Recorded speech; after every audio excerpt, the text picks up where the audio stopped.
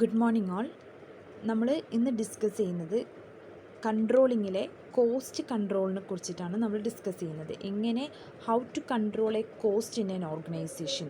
നമ്മുടെ പ്രൊഡക്ഷനിൽ ഏറ്റവും ഇമ്പോർട്ടൻ്റ് ആയിട്ടുള്ള ഒരു ആസ്പെക്റ്റാണ് ഇതെന്ന് പറയുന്നത്. പ്രൊഡക്ഷനിലായാലും മാർക്കറ്റിംഗ് ആയാലും ഏതൊരു ആസ്പെക്റ്റിലും നമുക്ക് ഇമ്പോർട്ടൻ്റ് ആയിട്ടുള്ള ഒരു ആസ്പെക്റ്റാണ് ഇതെന്ന് പറയുന്നത്, കോസ്റ്റ് എന്ന് പറയുന്നത്. നമ്മുടെ മെയിൻ ആയിട്ടുള്ള ഓർഗനൈസേഷൻ്റെ ഒബ്ജക്റ്റീവ്സ് എന്ന് പറയുമ്പോൾ മാക്സിമം കോസ്റ്റ് കുറച്ചുകൊണ്ട് മാക്സിമം പ്രോഫിറ്റ് നമ്മൾ ഏൺ ചെയ്യുക എന്നുള്ളതാണ്.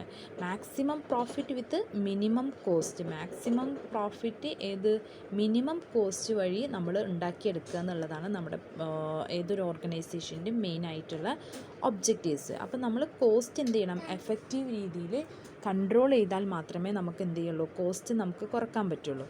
അപ്പോൾ എന്താണ് കോസ്റ്റ് കൺട്രോൾ എന്ന് നോക്കാം. Cost control is a process of limiting the expenditure either on production or distribution. നമ്മുടെ പ്രൊഡക്ഷനിലാണെങ്കിലും അല്ലെങ്കിൽ ഡിസ്ട്രിബ്യൂഷനിലാണെങ്കിലും നമ്മൾ എന്ത് ചെയ്യുക, അതിലെ എക്സ്പെൻഡിച്ചർ നമ്മൾ പരമാവധി കുറക്കുക. ആ ഒരു പ്രോസസ്സിനെയാണ് എന്തെന്ന് പറയുന്നത്, കോസ്റ്റ് കൺട്രോൾ എന്ന് പറയുന്നത്. The technique of cost control involves. Cost കൺട്രോളിൽ എന്ത് ടെക്നിക്കാണ് യൂസ് ചെയ്യുന്നത് പറഞ്ഞിട്ടുണ്ടെങ്കിൽ, ആദ്യം നമ്മൾ എന്ത് ചെയ്യും, the determination of standards in respect of each items of cost. നമുക്ക് വരുന്ന ഓരോ കോസ്റ്റ്, നമുക്ക് ഏതൊക്കെ കോസ്റ്റ് വരും, ഏതൊക്കെ ടൈപ്പ് കോസ്റ്റ് വരും എന്നുള്ളതൊക്കെ കോസ്റ്റിൻ്റെ നമ്മൾ ആദ്യം മുൻകൂട്ടി നമ്മൾ എന്ത് ചെയ്തിട്ടുണ്ടായിരിക്കും, സ്റ്റാൻഡേർഡ് ഡിറ്റർമിൻ ചെയ്തിട്ടുണ്ടായിരിക്കും. എന്നിട്ട് നമുക്ക് അസർട്ടൈൻമെൻറ്റ് ഓഫ് ആക്ച്വൽ കോസ്റ്റ്, നമുക്ക് ആക്ച്വലായിട്ട് വന്നിട്ടുള്ള, അതായത് നമ്മൾ ആദ്യം എന്ത് ചെയ്യുക, സ്റ്റാൻഡേർഡ് ഫിക്സ് ചെയ്യുക. നമുക്ക് ഇത്ര കോസ്റ്റ് വരും, സപ്പോസ് നമുക്കിപ്പോൾ ഒരു 5 ലക്ഷം രൂപ നമുക്ക് കോസ്റ്റ് വരുന്നു, നമ്മൾ എന്ത് ചെയ്യുക, മുൻകൂട്ടി സ്റ്റാൻഡേർഡായിട്ട് നമ്മൾ ഫിക്സ് ചെയ്യുക. അതിനുശേഷം നമ്മൾ നമുക്ക് ആക്ച്വൽ പെർഫോമൻസ് നമുക്ക് നോക്കുമ്പോൾ നമുക്ക് ആക്ച്വലായിട്ട് നമുക്ക് എത്ര കോസ്റ്റാണോ വന്നിട്ടുള്ളതെന്ന് അത് നമ്മൾ അസർട്ടൈൻ ചെയ്യാം. എന്നിട്ട് നമ്മൾ എന്ത് ചെയ്യുക, ഈ സ്റ്റാൻഡേർഡും, അതായത് നമുക്ക് വന്നത് എത്ര കോസ്റ്റാണ്, 4 ലക്ഷം രൂപയെ നമുക്ക് ആക്ച്വലായിട്ട് വന്നിട്ടുള്ളൂ. എന്നിട്ട് ഈ സ്റ്റാൻഡേർഡ് പെർഫോമൻസും സ്റ്റാൻഡേർഡ് കോസ്റ്റും ആക്ച്വൽ കോസ്റ്റും തമ്മിൽ എന്ത് ചെയ്യുക, കമ്പയർ ചെയ്യുക. The detection of variations of actual with standards. ആക്ച്വലും സ്റ്റാൻഡേർഡ്സുമായിട്ട് നമ്മൾ കമ്പയർ ചെയ്യുക. എന്നിട്ട് എന്തെങ്കിലും വേരിയേഷൻസ് ഉണ്ടെങ്കിൽ നമ്മൾ അതിന് അഗെയിൻസ്റ്റ് ആയിട്ടുള്ള കറക്റ്റീവ് ആക്ഷൻസ് നമ്മൾ എടുക്കുക. അതാണ് ഇതിൽ ചെയ്യുന്നത്, ഈ ഒരു കോസ്റ്റ് കൺട്രോൾ എന്ന് പറയുന്ന പ്രോസസ്സിൽ നമ്മൾ ചെയ്യുന്നത്. ഇനി നെക്സ്റ്റ് നമുക്ക് പഠിക്കാനുള്ളത് techniques used for controlling cost. നമ്മൾ ആദ്യം സ്റ്റാൻഡേർഡ് ഫിക്സ് ചെയ്യും, ആക്ച്വലി നമ്മൾ അസർട്ടൈൻ ചെയ്യും. അതിനുശേഷം സ്റ്റാൻഡേർഡും ആക്ച്വലും തമ്മിൽ കമ്പയർ ചെയ്യും. ഡീവിയേഷൻസ് ഉണ്ടെങ്കിൽ കറക്റ്റീവ് ആയിട്ടുള്ള മെഷേഴ്സ് നമ്മൾ എടുക്കും. അതിന് വേണ്ടിയിട്ട് നമ്മൾ യൂസ് ചെയ്യുന്ന ചില കോസ്റ്റ് കൺട്രോൾ ചെയ്യാൻ വേണ്ടിയിട്ട് നമ്മൾ ചില ടെക്നിക്സ് നമ്മൾ യൂസ് ചെയ്യുന്നുണ്ട്.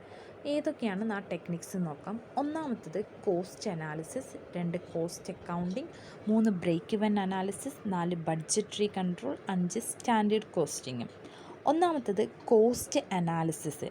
കോസ്റ്റ് അനാലിസിസ് എന്ന് പറയുമ്പോൾ നമുക്ക് ഓർഗനൈസേഷനിൽ എത്രത്തോളം കോസ്റ്റ് വരുന്നു, ഏതൊക്കെ ആക്ടിവിറ്റീസിൽ എത്ര കോസ്റ്റ് നമുക്ക് പ്രൊഡക്ഷനിലായാലും മാനുഫാക്ചറിങ് ആയാലും ഡിസ്ട്രിബ്യൂഷനിലായാലും മാർക്കറ്റിങ്ങിലായാലും എത്ര കോസ്റ്റ് നമുക്ക് വരുന്നുണ്ടെന്ന് നമ്മൾ എന്ത് ചെയ്യുക, ആദ്യം അനലൈസ് ചെയ്യുക. അനലൈസ് ചെയ്തതിന് ശേഷം നമ്മൾ ഓരോ ആക്ടിവിറ്റീസിനും ഓരോ ഇവൻറ്റ്സിനും എന്ത് ചെയ്യുക, നമ്മൾ അനലൈസ് ചെയ്ത് അതിനനുസരിച്ചിട്ടുള്ള നമ്മൾ കോസ്റ്റ് എന്ത് ചെയ്യുക, ഓരോന്നിനും നമ്മൾ അലോക്കേറ്റ് ചെയ്ത് കൊടുക്കുക. അതാണ് ഏതിൽ ചെയ്യുന്നത്, കോസ്റ്റ് അനാലിസിസിൽ നമ്മൾ ചെയ്യുന്നത്. നെക്സ്റ്റ് വരുന്നതാണ് കോസ്റ്റ് അക്കൗണ്ടിങ്. കോസ്റ്റ് അക്കൗണ്ടിങ് എന്ന് പറയുന്നത് കോസ്റ്റ് കൺട്രോൾ ചെയ്യാനുള്ള ഒരു ടെക്നിക്സാണ് നമ്മൾ കോസ്റ്റ് അക്കൗണ്ടിങ് എന്ന് പറയുന്നത്. കോസ്റ്റ് അക്കൗണ്ടിങ് എന്ന് പറയുന്നത് it's a systematic set of procedure for recording and reporting the cost of manufacturing goods and performing the services. നമ്മളിപ്പോൾ ഗുഡ്സ് മാനുഫാക്ചർ ചെയ്യുക അല്ലെങ്കിൽ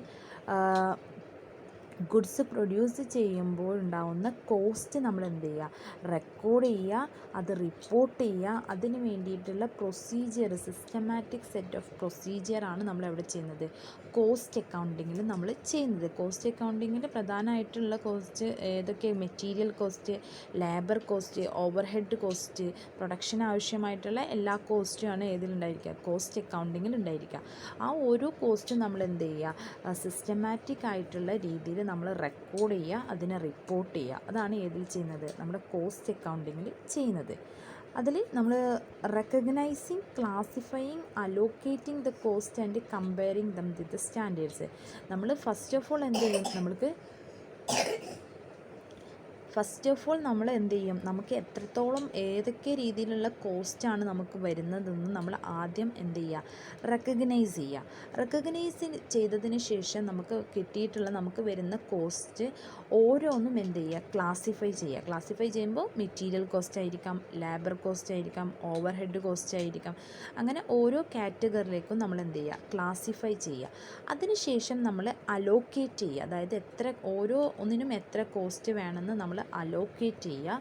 എന്നിട്ട് നമ്മൾ എന്ത് ചെയ്യാം, കമ്പയറിങ് ദം വിത്ത് സ്റ്റാൻഡേർഡ്സ്. അങ്ങനെ നമ്മൾ ആക്ച്വലി അതേപോലെ എത്ര അലോക്കേറ്റ് ചെയ്തതിന് നമ്മൾ മുൻകൂട്ടി ഫിക്സ് ചെയ്തിട്ടുള്ള സ്റ്റാൻഡേർഡുമായിട്ട് നമ്മൾ എന്ത് ചെയ്യുക, കമ്പയർ ചെയ്യുക. അതാണ് നമ്മൾ ഏതിൽ ചെയ്യുന്നത്, കോസ്റ്റ് അക്കൗണ്ടിങ്ങിൽ നമ്മൾ ചെയ്യുന്നത്. കോസ്റ്റ് കൺട്രോൾ ചെയ്യാൻ വേണ്ടിയിട്ട് നമ്മൾ ഉപയോഗിക്കുന്ന ടെക്നിക്കാണ് ഏതെന്ന് പറയുന്നത്, കോസ്റ്റ് അക്കൗണ്ടിങ് എന്ന് പറയുന്നത്.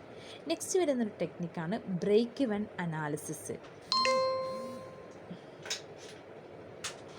ബ്രേക്ക് ഇവൻ അനാലിസിസിൽ നിന്ന് it's also known as cost volume profit analysis. Break even അനാലിസിസിന് പറയുന്ന മറ്റൊരു പേരാണ് കോസ്റ്റ് വോളിയം പ്രോഫിറ്റ് അനാലിസിസ്. ഒരു കോസ്റ്റ് കൺട്രോൾ ചെയ്യാനുള്ള ഒരു ടെക്നിക്കാണ് ഇത് ബ്രേക്ക് ഇവൻ അനാലിസിസ്. അതിന് പറയുന്ന മറ്റൊരു പേരാണ് cost volume profit analysis. It establishes the relationship between cost, volume and profit. ഈ ഒരു ബ്രേക്ക് ഇവൻ അനാലിസിസിൽ കോസ്റ്റിൻ്റെയും വോളിയത്തിൻ്റെയും പ്രോഫിറ്റിൻ്റെയും ഒരു റിലേഷൻഷിപ്പാണ് എന്ത് ചെയ്യുന്നത്, എസ്റ്റാബ്ലിഷ് ചെയ്യുന്നത്. These factors are interconnected and dependent on one another. Break even analysis എന്ന് പറയുന്നത് കോസ്റ്റ്, വോളിയം, പ്രോഫിറ്റിൻ്റെ ഒരു relationship establish ചെയ്യുന്നത് ഒരു അനാലിസിസാണ് ഏതെന്ന് പറയുന്നത്, ബ്രേക്ക് ഇവൻ അനാലിസിസിൽ പറയുന്നത്. ഈ ബ്രേക്ക് ഇവൻ അനാലിസിസിൽ ഈ കോസ്റ്റ്, വോളിയം, പ്രോഫിറ്റ് ഈ മൂന്ന് കാര്യങ്ങളും ഒന്നിനോടൊന്ന് ഡിപ്പെൻഡൻ്റ് ആയിട്ടുള്ള കാര്യങ്ങളാണ്. ഈ ഒരു ബ്രേക്ക് ഇവൻ അനാലിസിസിൽ നമ്മൾ നടത്തുമ്പോൾ അതിൽ ബ്രേക്ക് ഇവൻ പോയിൻ്റ് നമുക്ക് എന്ത് ചെയ്യാൻ പറ്റും, കാണാൻ കഴിയും. ഈ ബ്രേക്ക് ഇവൻ പോയിൻ്റ് എന്ന് പറയുമ്പോൾ break even point is the point at which the firm has no profit or loss. അതായത് ഫേമിന് എന്തുണ്ടായിരിക്കില്ല, ആ ഒരു പോയിൻ്റിലെത്തിയാൽ ഫേമിന് പ്രോഫിറ്റും ഉണ്ടായിരിക്കില്ല, എന്നാൽ ഫേമിന് ലോസും ഉണ്ടായിരിക്കില്ല. ഒരു ഈക്വൽ ആവുന്ന ഒരു പോയിൻ്റാണ് ഇതെന്ന് പറയുന്നത് ബ്രേക്ക് ഇവൻ അനാലിസിസ് അല്ലെങ്കിൽ ബ്രേക്ക് ഇവൻ പോയിൻ്റിൽ പറയുന്നത്. അതാണ് ബ്രേക്ക് ഇവൻ അനാലിസിസ്. നെക്സ്റ്റ് വരുന്നതാണ് ബഡ്ജറ്ററി കൺട്രോൾ. നമ്മൾ കഴിഞ്ഞ ക്ലാസ്സിൽ മുന്നത്തെ ക്ലാസ്സിൽ എന്താണ് ബഡ്ജറ്ററി കൺട്രോൾ, അതിൻ്റെ requisites of budgetary control, advantage കാര്യങ്ങളൊക്കെ നമ്മൾ കഴിഞ്ഞ ക്ലാസ്സിൽ ഡിസ്കസ് ചെയ്തതാണ്. നെക്സ്റ്റ് വരുന്നതാണ് സ്റ്റാൻഡേർഡ് കോസ്റ്റിംഗ് എന്ന് പറയുന്നത് standard costing is A pre determined cost. അതായത് നമ്മുടെ സ്റ്റാൻഡേർഡ് കോസ്റ്റ് എന്ന് പറയുന്നത് പ്രീ ഡിറ്റർമൈൻഡ് ആയിട്ട് നമ്മൾ മുൻകൂട്ടി തീരുമാനിച്ച് വെച്ചിട്ടുള്ള പ്ലാൻ പോലത്തെ ഒരു കോസ്റ്റാണ് ഏതെന്ന് പറയുന്നത് സ്റ്റാൻഡേർഡ് കോസ്റ്റ് എന്ന് പറയുന്നത്. Standard costing is the preparation of the standard cost and applying them to measure the variations from the standard cost. നമ്മൾ സ്റ്റാൻഡേർഡ് കോസ്റ്റിങ്ങിൽ നമ്മൾ ഓരോ കോസ്റ്റും നമ്മൾ എന്ത് ചെയ്തിട്ടുണ്ടായിരിക്കും, സ്റ്റാൻഡേർഡ് ആക്കിയിട്ട് ഫിക്സ് ചെയ്തിട്ടുണ്ടായിരിക്കും. എന്നിട്ട് നമുക്ക് ആക്ച്വലായിട്ട് വരുന്ന കോസ്റ്റ് നമ്മൾ സ്റ്റാൻഡേർഡ് കോസ്റ്റുമായിട്ട് കമ്പയർ ചെയ്തതിന് ശേഷം നമുക്ക് എന്തെങ്കിലും ഡീവിയേഷൻസ് അല്ലെങ്കിൽ വാരിയേഷൻസ് നമുക്ക് ഉണ്ടെന്നുണ്ടെങ്കിൽ നമ്മൾ എന്ത് ചെയ്യും, കറക്റ്റീവായിട്ടുള്ള മെഷേഴ്സ് നമ്മൾ എടുക്കും. അതെന്ത് ചെയ്യാൻ പറ്റും, നമ്മുടെ ഓർഗനൈസേഷൻ്റെ മാക്സിമം എഫിഷ്യൻസി നമുക്ക് ഇൻക്രീസ് ചെയ്യാൻ പറ്റും. പ്രൊഡക്ഷനിലെ മാക്സിമം എഫിഷ്യൻസി നമുക്ക് ഇൻക്രീസ് ചെയ്യാൻ പറ്റും. അതാണ് സ്റ്റാൻഡേർഡ് കോസ്റ്റിങ്ങിൽ പറയുന്നത്. നെക്സ്റ്റ് വരുന്നതാണ് ഫിനാൻഷ്യൽ കൺട്രോൾ. അതായത് ഫിനാൻസ് എന്ന് പറയുന്നത് it's A life blood of any business organisation. ഒരു ബിസിനസ് ഓർഗനൈസേഷൻ്റെ ലൈഫ് ബ്ലഡാണ് ഇതെന്ന് പറയുന്നത് ഫിനാൻസ് എന്ന് പറയുന്നത്. നമുക്ക് ഏതൊരു ഓപ്പറേഷൻസും ആക്ടിവിറ്റീസും ഏതൊരു കാര്യം നമ്മുടെ ഓർഗനൈസേഷനിൽ നടത്തുകയാണെങ്കിലും നമുക്ക് എന്ത് ചെയ്യണം, ഫിനാൻസ് വേണം. അതായത് നമ്മളിപ്പോൾ സപ്പോസ് ഓർഗനൈസേഷൻ തുടങ്ങാൻ എന്ത് വേണം? ക്യാപിറ്റൽ വേണ്ടേ? ആ ക്യാപിറ്റൽ പോലും എന്താ? നമുക്ക് ഫിനാൻസാണ്. നമുക്ക് എന്ത് കാര്യം ഓർഗനൈസേഷനിൽ എന്ത് കാര്യം നടത്തണമെങ്കിലും നമുക്ക് എന്ത് വേണം? ഫിനാൻസ് വേണം. അപ്പോൾ ആ ഫിനാൻസ് നമുക്ക് എഫിഷ്യൻ്റ് ആൻഡ് എഫക്റ്റീവ് രീതിയിൽ നല്ല രീതിയിൽ കൺട്രോൾ ചെയ്താൽ മാത്രമേ നമുക്ക് മറ്റുള്ള കാര്യങ്ങൾക്ക് നമുക്ക് ചെയ്യാനുള്ള ഫിനാൻസ് നമ്മുടെ കയ്യിലുണ്ടായിരിക്കുള്ളൂ. ലാവിഷായിട്ട് നമ്മളത് ചിലവഴിക്കുകയാണെങ്കിൽ നമുക്ക് മറ്റുള്ള കാര്യങ്ങൾ എന്തെങ്കിലും ചെയ്യാൻ നമ്മുടെ കയ്യിൽ എന്തുണ്ടായിരിക്കില്ല? ഫിനാൻസ് ഉണ്ടായിരിക്കില്ല. അപ്പോൾ finance is required to conduct every aspect of business. ബിസിനസ്സിൻ്റെ ഏതൊരു ആസ്പെക്റ്റ് നടത്തണമെങ്കിലും എന്ത് വേണം? ഫിനാൻസ് വേണം. So its uses and sources should be controlled. ഫിനാൻസിൻ്റെ ഒരുപാട് സോഴ്സസ് ഉണ്ട്. നമുക്ക് ഒരുപാട് സോഴ്സസ് നമുക്ക് എന്ത് ചെയ്യാം? ഫിനാൻസ് നമുക്ക് കിട്ടും. സപ്പോസ് ബാങ്കിൽ നിന്ന് നമുക്ക് ഫിനാൻസ് കിട്ടും, സെക്യൂരിറ്റി മാർക്കറ്റിൽ ഷെയർ ഇഷ്യൂ ചെയ്താൽ നമുക്ക് ഫിനാൻസ് കിട്ടും, അല്ലെങ്കിൽ മറ്റേതെങ്കിലും ഫിനാൻഷ്യൽ ഇൻസ്റ്റിറ്റ്യൂഷൻസ് നമുക്ക് ഉള്ള ഫിനാൻസ് കിട്ടും. ആ നമ്മുടെ സോഴ്സസും നമുക്ക് കിട്ടുന്ന നമുക്ക് എവിടെ നിന്നാണോ ഫിനാൻസ് കിട്ടുന്നത് ആ ഒരു സോഴ്സസും നമ്മൾ എങ്ങനെയാണോ ഫിനാൻസിനെ നമ്മൾ ഓർഗനൈസേഷനിൽ യൂസ് ചെയ്യുന്നത് അത് നമ്മൾ എന്ത് ചെയ്യണം? കൺട്രോൾ ചെയ്യണം. അതാണ് ഏതിൽ ചെയ്യുന്നത്? ഫിനാൻഷ്യൽ കൺട്രോളിൽ നമ്മൾ ചെയ്യുന്നത്. ഈ ഫിനാൻഷ്യൽ കൺട്രോളിൽ നമ്മൾ ഫിനാൻസ് കൺട്രോൾ ചെയ്യാൻ വേണ്ടിയിട്ട് നമ്മൾ 2 ടെക്നിക്സാണ് നമ്മൾ യൂസ് ചെയ്യുന്നത്. ഒന്ന് കമ്പാരിറ്റീവ് ഫിനാൻഷ്യൽ സ്റ്റേറ്റ്മെൻറ്റും രണ്ടാമത്തത് ഫിനാൻഷ്യൽ റേഷ്യോസും. എന്താണ് comparative financial statement? Comparative financial statement എന്ന് പറയുന്നത് compare the financial positions of 2 consecutive years. നമ്മൾ എന്ത് ചെയ്യുക? 2 ഇയേഴ്സ്, ഇപ്പോൾ സപ്പോസ് 2030ലെയും 2040ലെയും എന്ത് ചെയ്യുക? നമ്മൾ ഫിനാൻഷ്യൽ പൊസിഷൻസ്, അതായത് ബാലൻസ് ഷീറ്റ് കാര്യങ്ങളൊക്കെ നമ്മൾ ബാലൻസ് ഷീറ്റ് അല്ലെങ്കിൽ P&L അക്കൗണ്ട് അല്ലെങ്കിൽ ട്രേഡിംഗ് അക്കൗണ്ട് ഇത് നോക്കിയിട്ട് നമ്മൾ 2 ഇയറിൽ തമ്മിൽ കമ്പയർ ചെയ്തിട്ട് എന്ത് ചെയ്യുക? ഫിനാൻസ് നമ്മൾ കൺട്രോൾ ചെയ്യുക. ഇപ്പോൾ ഫിനാൻഷ്യൽ പൊസിഷനിൽ നമ്മൾ ഫസ്റ്റിൽ നമ്മൾ 2030 ഇപ്പോൾ നമുക്ക് പ്രോഫിറ്റ് ആയിരിക്കും കിട്ടിയിരിക്കേണ്ട, എന്നാൽ 2040 നമുക്ക് ലോസ് ആയിരിക്കും കിട്ടിയിരിക്കുക. അത് നമ്മൾ തമ്മിൽ എന്ത് ചെയ്യുക? കമ്പയർ ചെയ്യുക. എന്നിട്ട് എവിടെയാണ് നമുക്ക് ലോസ് ഉണ്ടാവാൻ എന്താണ് കാരണം എന്നുള്ള കാര്യങ്ങളൊക്കെ നോക്കുക. 2 ഇയേഴ്സ് തമ്മിൽ നമ്മൾ കമ്പയർ ചെയ്യുക. അതാണ് ഇതിൽ ചെയ്യുന്നത് കമ്പാരിറ്റീവ് ഫിനാൻഷ്യൽ സ്റ്റേറ്റ്മെൻറ്റിൽ നമ്മൾ ചെയ്യുന്നത്. നെക്സ്റ്റ് വരുന്നതാണ് ഫിനാൻഷ്യൽ റേഷ്യോസ്. ഫിനാൻഷ്യൽ റേഷ്യോസ് ഉപയോഗിച്ചിട്ട് നമുക്ക് എന്ത് ചെയ്യാൻ പറ്റും? ഫിനാൻസിനെ നമുക്ക് കൺട്രോൾ ചെയ്യാൻ പറ്റും. ഫിനാൻഷ്യൽ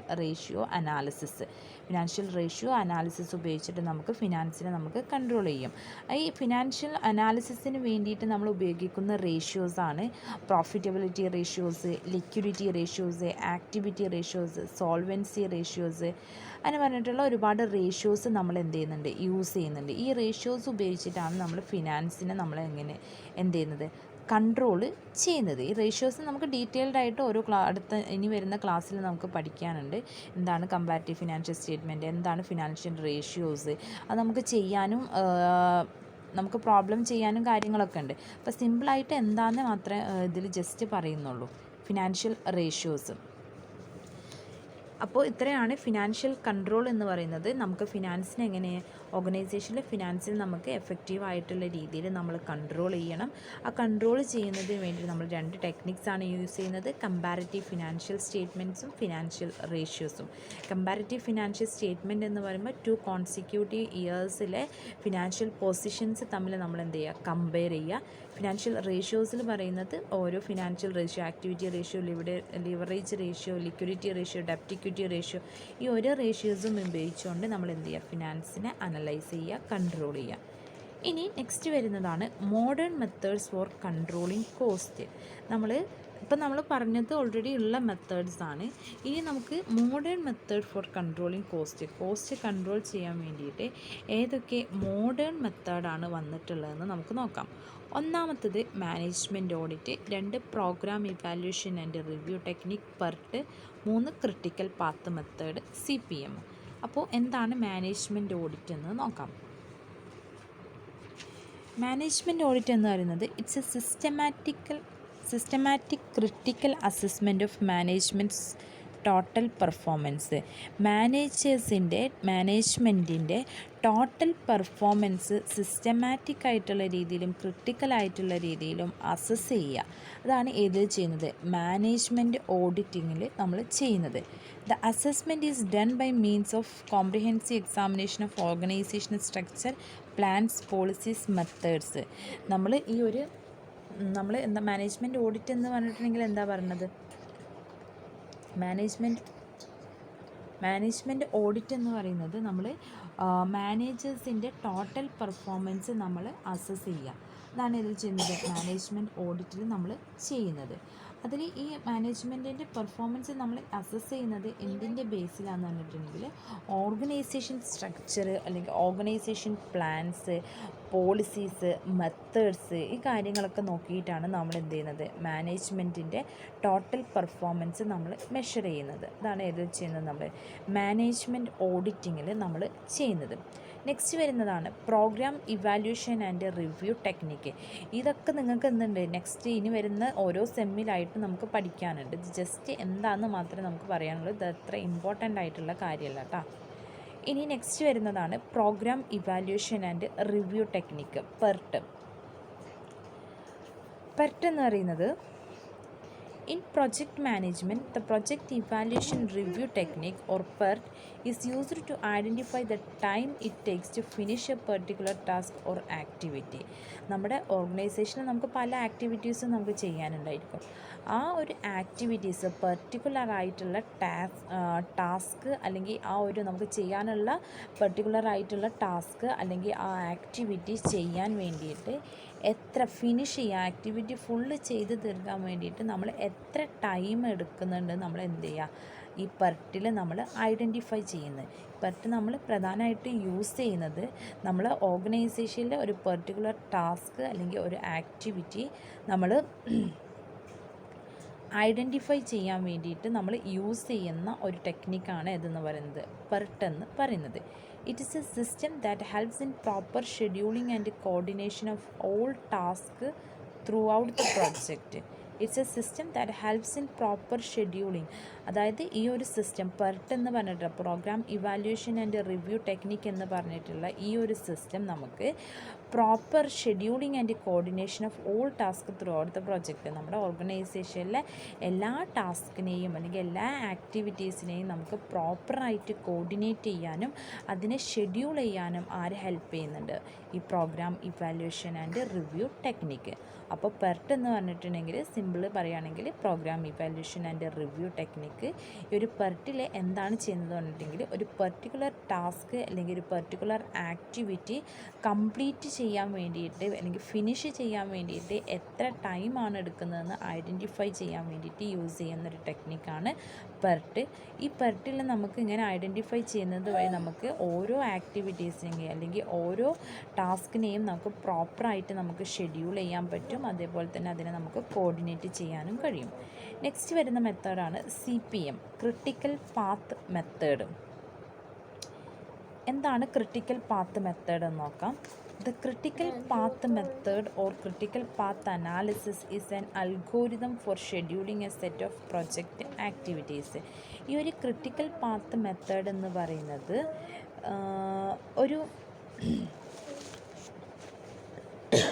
ഈ ക്രിട്ടിക്കൽ പാത്ത് മെത്തേഡ് എന്ന് പറയുന്നത് ഒരു ഗ്രാഫിക്കൽ റെപ്രസെൻറ്റേഷനാണ്.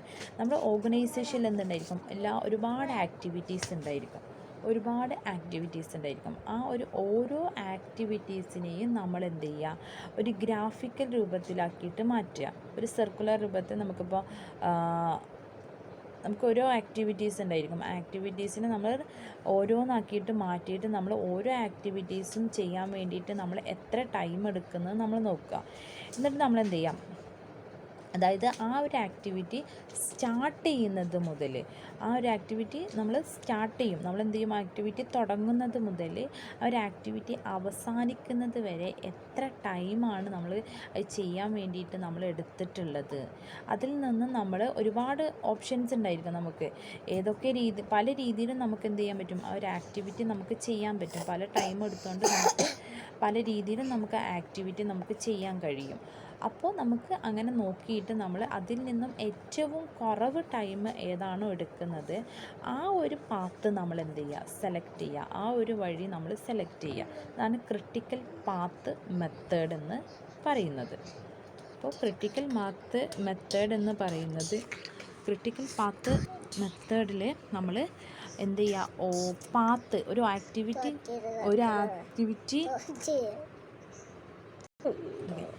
ഓരോ ആക്ടിവിറ്റീസും നമ്മൾ എന്ത് ചെയ്യുക, നമ്മൾ ആ ഒരു ആക്ടിവിറ്റീസ് നമ്മൾ സ്റ്റാർട്ട് ചെയ്യുന്നത് മുതൽ നമ്മൾ ഫിനിഷ് ചെയ്യുന്നത് വരെ അത് ഏതൊക്കെ പാത്തിലൂടെ പല പാത്തിലൂടെയും നമുക്ക് എന്ത് ചെയ്യാൻ പറ്റും, ആ ഒരു ആക്ടിവിറ്റി നമുക്ക് ചെയ്യാൻ കഴിയും. അപ്പോൾ നമ്മൾ എല്ലാ പാത്തും കണ്ടെത്തിയതിന് ശേഷം ഏറ്റവും കുറഞ്ഞ ഏത് വഴിയിലും ഏറ്റവും കുറഞ്ഞ ടൈം ഏത് വഴിയാണോ എടുക്കുന്നത് ആ ഒരു പാത്ത് നമ്മൾ എന്ത് ചെയ്യുക, സെലക്ട് ചെയ്യുക. അതാണ് ക്രിട്ടിക്കൽ പാത്ത് മെത്തേഡ്. അപ്പോൾ നമ്മൾ ഇന്ന് ഡിസ്കസ് ചെയ്തത് എന്താണ് കോസ്റ്റ് കൺട്രോൾ എന്ന് പറഞ്ഞു, കോസ്റ്റ് കൺട്രോൾ ഉപയോഗിക്കുന്ന ടെക്നിക്സ് ഏതൊക്കെയാണെന്ന് പറഞ്ഞു, cost analysis, cost accounting, break even analysis, budgetary control, standard costing. Next financial control എന്താണെന്ന് പറഞ്ഞു, ഫിനാൻസ് കൺട്രോൾ ചെയ്യാൻ വേണ്ടിയിട്ട് ഉപയോഗിക്കുന്നതാണ് ഫിനാൻഷ്യൽ കൺട്രോൾ. അതിൽ പ്രധാനമായിട്ടും 2 ടെക്നിക്കാണ് ഉപയോഗിക്കുന്നത്, കമ്പാരിറ്റീവ് ഫിനാൻഷ്യൽ സ്റ്റേറ്റ്മെൻറ്റും ഫിനാൻഷ്യൽ റേഷ്യോസും. നെക്സ്റ്റ് പറഞ്ഞത് modern method for controlling cost control ചെയ്യാൻ വേണ്ടിയിട്ടുള്ള മോഡേൺ മെത്തേഡ്സ് ഏതൊക്കെയാണ്, management audit, programme evaluation and review technique, critical path method. Okay, thank you.